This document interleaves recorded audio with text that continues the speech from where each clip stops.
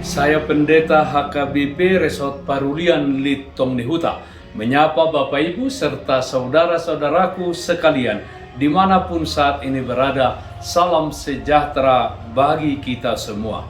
Sebelum kita mendengar dan merenungkan firman Tuhan, marilah kita berdoa.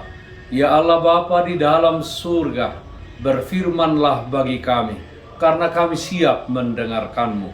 Amin.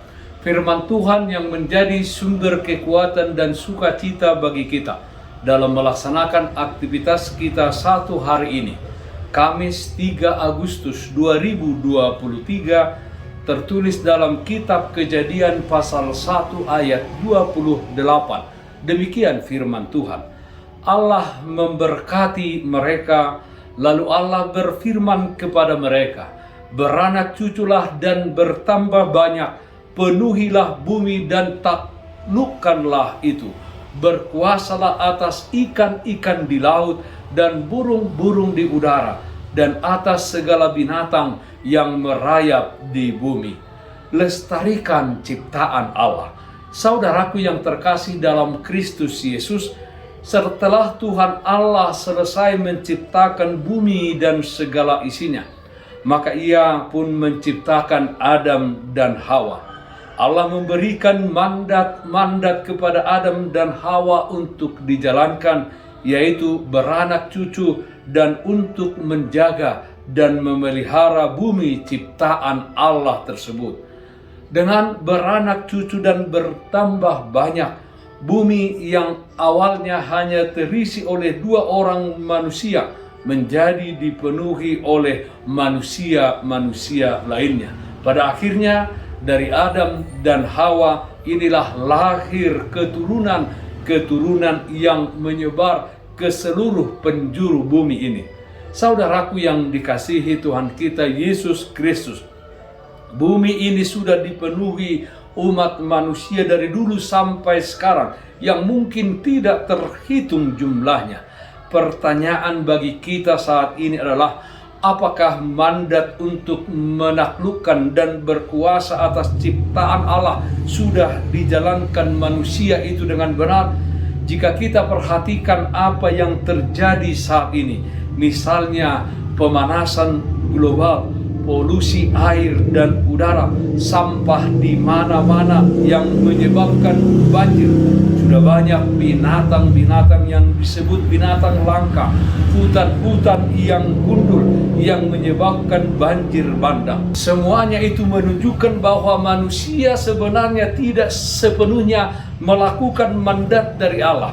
Yang terjadi adalah kerakusan manusia yang mengeksploitasi berlebihan ciptaan Tuhan untuk kepentingan dirinya sendiri. Saudaraku yang terkasih dalam Kristus Yesus, kita adalah umat yang diberkati Tuhan. Kita diciptakan segambar dengan Dia. Seharusnya panggilan dan tugas kita adalah menjadi berkat bagi orang lain, berkat bagi lingkungan sekitar kita. Kita tidak bertindak semau kita, tetapi harus bertindak dengan adil dan bijaksana tanpa harus mendominasi hidup orang lain. Kita tidak merampas hak dan bagian orang lain, menggunakan kekuatan kita untuk mensejahterakan hidup manusia dan memuliakan Allah. Kita harus mampu memelihara dan menjaga bumi serta melestarikannya untuk kesejahteraan kita dan kesejahteraan generasi demi generasi selanjutnya. Kiranya Tuhan memampukan dan menguatkan kita melakukan tugas mulia, tugas mandat tersebut yang diberikan Tuhan kepada kita. Mari kita wujudkan menjadi pelaku-pelaku mandat Tuhan di dalam kehidupan kita di tengah-tengah dunia ini. Lestarikan ciptaan Allah. Amin. Mari kita nyanyikan Bukendem 453 ayat 4, Sadagoar na muli.